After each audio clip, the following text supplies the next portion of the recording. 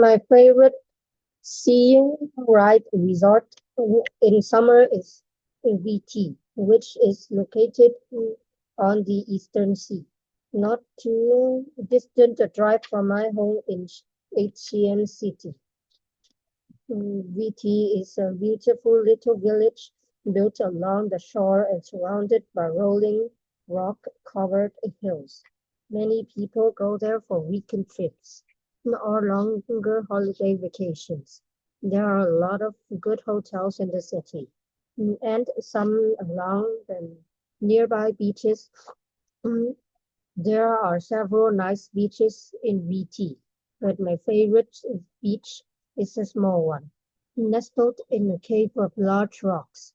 It is reached by climbing down many steps to the water's edge.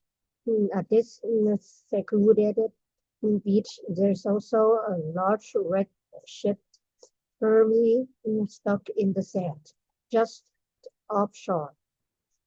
Along the main beach in the city, there are numerous small restaurants located on the sand. Each of them has colorful chairs for one to sit on and rest. This is a favorite place for many people to come to in the evening and watch the sunset and enjoy the sea breeze. VT is such a special seaside resort that I shall miss it very much if I can't visit it at least once a year. My school is built on a large piece of ground. People can see the sign of the school and read its name, Kianhua High School. And from quite a distance away, the sign is put across on two cement pillars which form the entrance gate of the school. The school is built with bricks and roofed with red tiles. Its once yellow painted walls have already become gray, and its roofs have collected most due to the weather, to the years of monsoon gray. My school has only 9 rooms. Nevertheless, it houses the students of 12 grades. One room is used for the principal office, one for the administrative office, one for the teachers, and 6 are used as regular classrooms. Along the veranda is situated in front of the building, and a hibiscus fence surrounds the school grounds. The patio area is very spacious and has 2 big tall shady tamarind trees, one at each side of the patio. The a flower bed surrounds the flagpole. At the back of the school, there is a large area where students can go to take physical education and participate in various sports. The bathroom facilities for students are situated toward the back of this playground. My school has 600 students. Half of these 600 are boys and the other half girls. It has a staff of 12 teachers, including the principal and the proctor who also teaches. It operates on a two-shift basis. Those who study in the morning take physical education classes and play sports in the afternoon.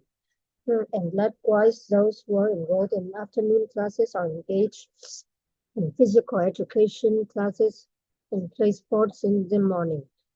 I attended morning classes. The school is therefore very busy and active all day long. It only become quiet and deserted in the evening, where all class have finished and the teachers, together with their students, have gone home. I'm in 11th grade now. Soon I will leave this school and transfer to another school to enroll the 12th grade and finish my high school. I like the school very much and have spent happy days here. Whenever I think of having to leave it, and transfer to another school, I feel sad. I am sure I will miss it greatly then. Every morning when we enter our classes, we have a flag raising ceremony. At the school, this ceremony is held at the school patio at exactly 7 in the morning. A bell rings to signal us to get in formation for the ceremony. All students of each class rush into their assigned places and face the flagpole which stands in the middle of the school patio. One of my friends is appointed to raise the flag. He stands near the base of the flag and prepares the flag for raising. At this time, the principal and teachers arrive and review our formation and order. Then they take in the front position. There's no. Then they take in the front position. There's no noise. Everyone keeps quiet and looks serious. Suddenly, a loud command is here. Stand at attention. Salute the flag.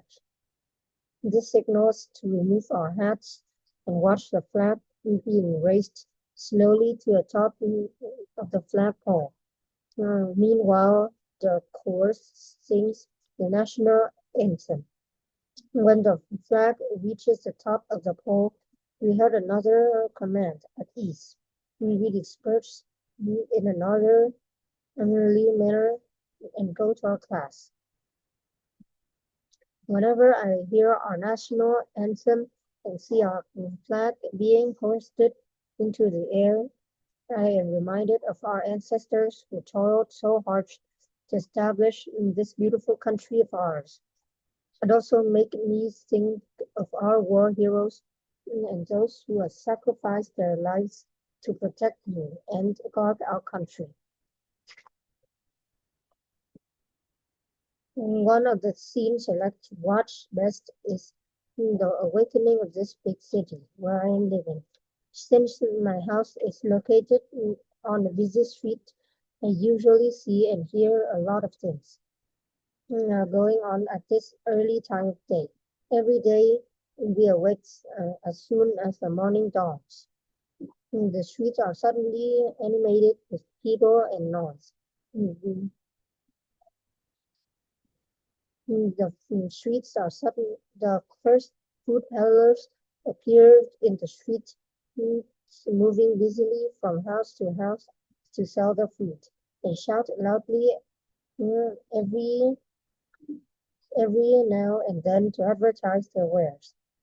The bread peddlers, who are my alarm clock, and blowing their horns in front of each house to draw attention of housewives. Then the noodle soup women peddlers carry their steaming food in a big metal container by their shoulders by means of a bamboo pole. And the Chinese street peddlers calling attention to the food by means of striking two blocks of bamboo against each other are the most active people in the street in the morning. Next, the coffee and breakfast shops on either sides of the streets are filled with people eating, drinking, talking, laughing noisily over the coffee or breakfast.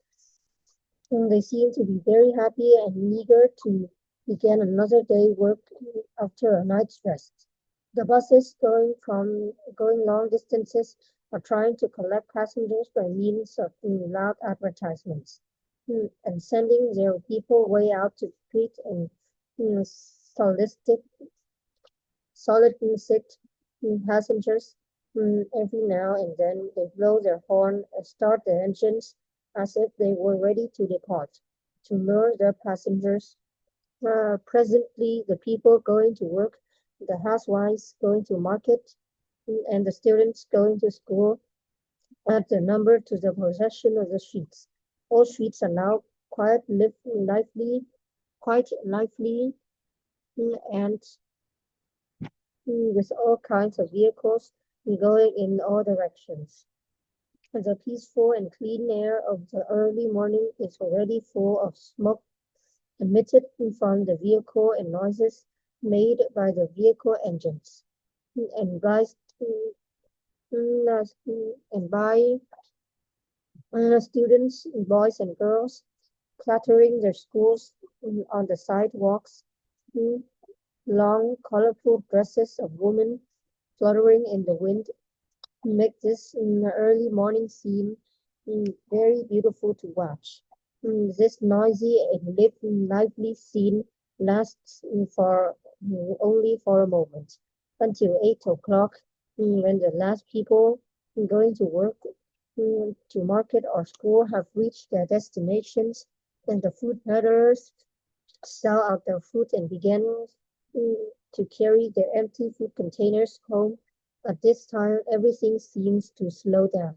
The streets are thinner and thinner, with people and vehicles, and the coffee and breakfast shops are almost deserted. Nothing is more wonderful than watching the awakenings of this big city. Its atmosphere in the early mornings is quite festive and full of life. Its people and vehicles seem to regain their energy and are eager to begin an active and successful day after a peaceful night's rest. I've been traveling to many cities. Hmm, I know and like best is the one I am describing to you. I spent 3 years attending school there. It is located in the highlands of central Vietnam and is about 300 kilometers from my hometown. It is very pretty. It is a very pretty city built on the Billabong Matabele and is situated in the middle of a valley which is surrounded by rolling hills and a range of high and rugged mountains. The city is centered to the west end of the beautiful HSSCR Lake. For the most part, the roads in the area are curved with steep. Magnificent villas are scattered on both sides of the road. We can also find some lovely villas nestled in the woods and others located far up on the mountains. Overlooking the city and valley, the beautiful mountains, trees, and lakes make Dalat memorable. Sabadira located somewhere in Switzerland. I think it is a very pretty and enjoyable city. It is a favorite place for tourists and artists. Artists find this Mama Trail ideal for their work. It offers beautiful scenery of for their inspiration.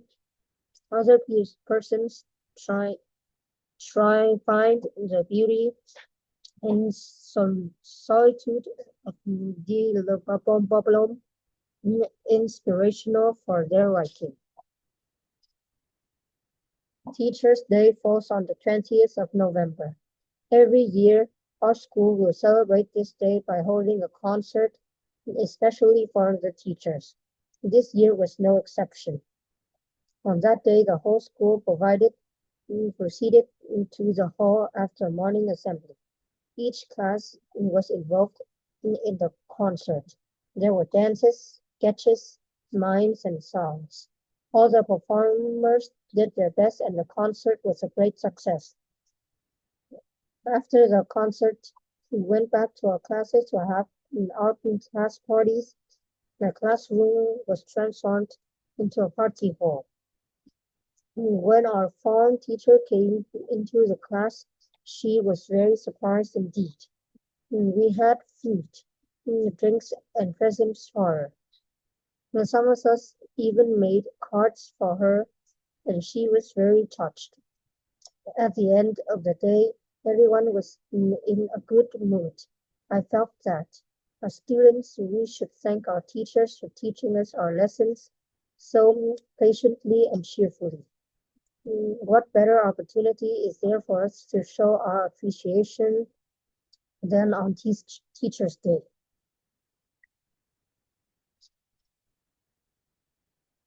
Yesterday was the second Sunday of May. It was also Mother's Day. My sister and I woke up early to prepare breakfast for our mom. We had tuna fish, sandwiches, scrambled eggs, and coffee. Mom has a pleasant supper when she woke up to the smart feasts prepared for her.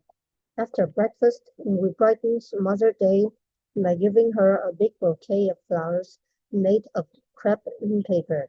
It took us a whole week to make those flowers. For the rest of the day, we were very obedient and did most of the household chores. In the evening, my mom was relieved of cooking dinner by my dad. After a delicious summer meal, we had a cake cutting ceremony and to thank our mom for all that she had done to us. I also presented Mom a very huge Mother's Day card. She was overjoyed. All of us were glad that Mom had a great day. However, I feel that Mother's Day is not the opportunity for us to show our love for our mothers. We should show our fathers that we love them by respecting and obeying them every day of the year. Christmas was just around the corner, and the city was dawned with beautiful glittering lights. And this year, my father announced that Santa Claus was coming to town, and he had invited Santa to celebrate Christmas with us. My young sister squealed with joy and said that she wanted to see Santa riding on a sleigh. We prepared for this great occasion with much excitement. We dressed the Christmas tree with shiny little bells and colorful lights. We were also placed some cotton wool on the green tree to give a more Christmas-like effect. Next, my sister and I hung our big woolen socks for Santa to put our presents in. On Christmas Eve, we waited eagerly for our most welcome guest, Santa Claus, to arrive. He was no other than our dearest grandpa, who had come back from Australia to celebrate Christmas. With us, of course, he had not forgotten our presents. After dinner, we gathered around the Christmas tree and sang Christmas carols. Then, bursting with excitement, we opened our gifts with many happy exclamations. I received a teddy bear from our grandpa and a beautiful dress from my parents. My sister gave me a musical box with a ballerina on it. It was a joyous Christmas. However, what made the season most memorable was that our beloved grandpa was with us. Sports Day falls on the 8th of September. On that day, the school was beautifully decorated with colorful flags. Parents were invited to watch their children participate in the various events. First, there were the junior high school students matches. Every class was divided into 4 groups, which competed against one another. They used balls, hoops, skipping ropes, and bags in the competition. The little children ran swiftly, and we could hardly tell who the winner was. However, we had more interesting events. The senior high school students competed in events like hurdles, relay races, short distances, distant races, high jump, and long jump. There were individual and team events.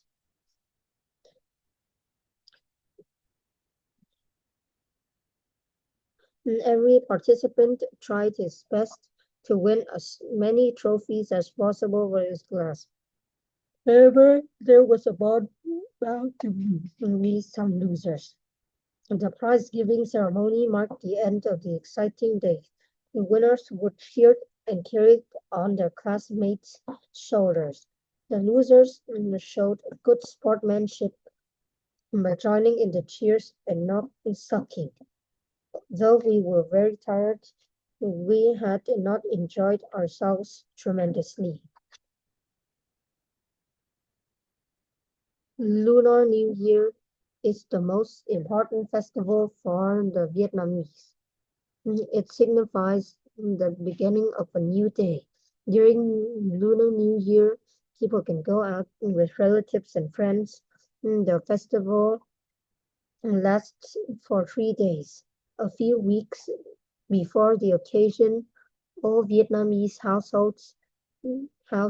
housewives will also bake or buy cakes, tarts, biscuits, or other tidbits.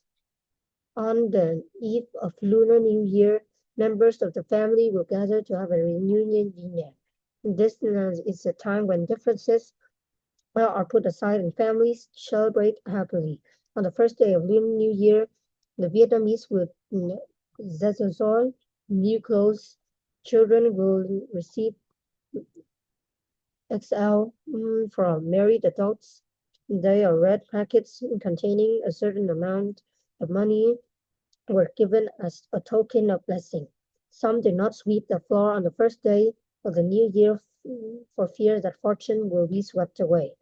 Others think that washing their hair on New Year will bring bad luck. The Lunar New Year is indeed an event that occurs nowadays. People of other races visit their Vietnamese friends to join the celebration too. To decide which the most important holiday in our country is, of course, the matter of personal choice.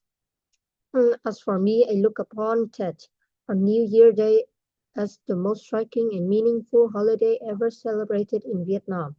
If Christmas and New Year are a season of joy and happiness to the Western people, Tet is no doubt a season of mirth and blessings to any Vietnamese, regardless of age, religion, and social status. Tet is a sort of family reunion. It is the yearly occasion on which members of a family gather under the same roof to celebrate seasonal renewal of nature. Tet is a sort of bond that ties the living with the dead. It is a solemn occasion on which each home seems to send out a silent call to all the members to gather before the altar of their ancestors. Tet is a great season of joy and entertainment. It is the only occasion on which every Vietnamese, old and young, rich and poor, can relax, eat well, and sleep well, to recover the lost strength and vigor so that they may be strong enough to face the new year with all its challenges. Tet is a period of concord and hope, all dispelled by showers of good wishes for happiness, wealth, and longevity. Hope reigns supreme and overflows everywhere, in the heart of nature and in the heart of human beings. In brief, with its firecrackers, its apricot trees, its narcissus, and its warm atmosphere of serene joy and expectation, Tet is a festival season of the highest solemnity. Lantern Festival or the Mid-Autumn Festival falls on the 15th day of the 8th lunar month. There are any legends behind this festival, one of which tells a beautiful lady, Moon Lady. She resides in the moon eternally without growing old. On this day, the full moon would be extra bright and beautiful.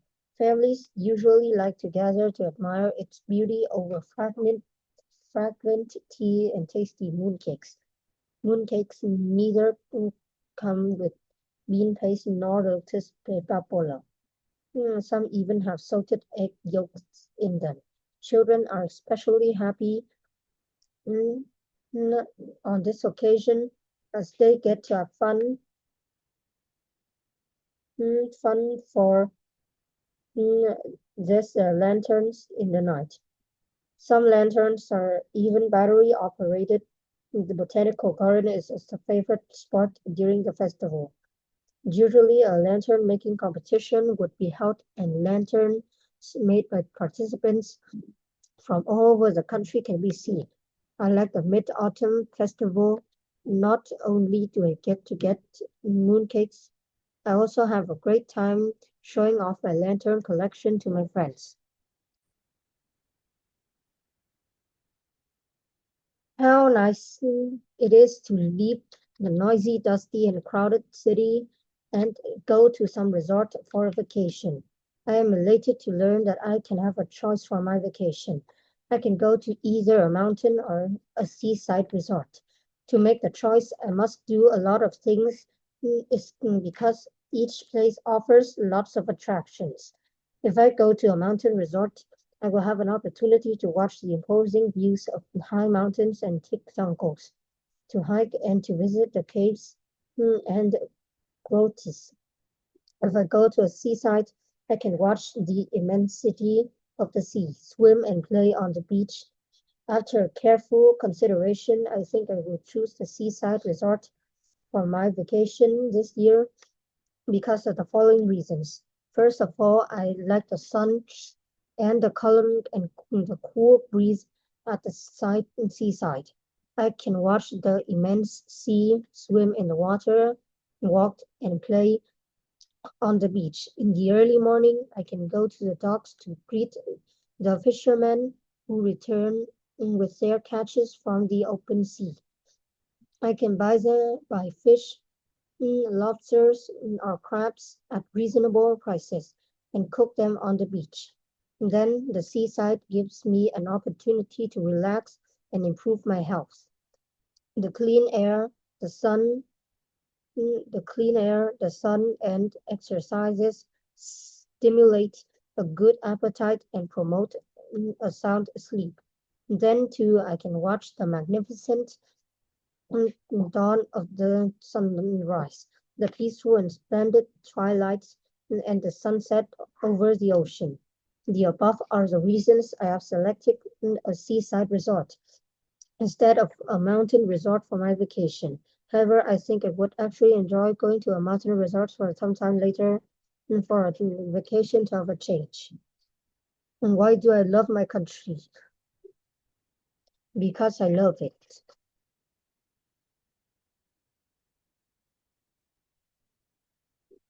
Our country has an S shape, stretching along the East Sea with a surface of 320,000 square kilometers and a population of more than 70 million. Most people live on agriculture and the Red River and the Mekong River deltas and the two rice baskets of the whole country. Vietnam is also holding the third place among the rice exporting countries in the world. Our Vietnamese people, for many years living under the yoke of French colonists, Japanese fascists, and American imperialists, had to undergo the great hardships and sufferings, but with unyielding spirit and with the wise leadership of the Vietnamese Communist Party, the Vietnamese people launched a long and courageous struggle against foreign invaders and finally succeeded in sweeping all of them out of the country. On 30th April 1975, we were able to restore our whole freedom and independence. The entire country has been reunified from north to south. The Dien Bien Phu victory and the Great Victory of Spring 1975 are the most glorious feats of arms in the Vietnamese history. No sooner had peace been restored on our territories than we began to heal the wounds of the atrocious war. In our nation reconstruction, we have been helped wholeheartedly by our friends from five continents. We are always grateful to this precious help and contribution. Rich in natural resources and abundant in minerals, Our beloved Vietnam, with its industrious and creative people, will be one of the wealthiest and most powerful countries in the Southeast Asia in years to come.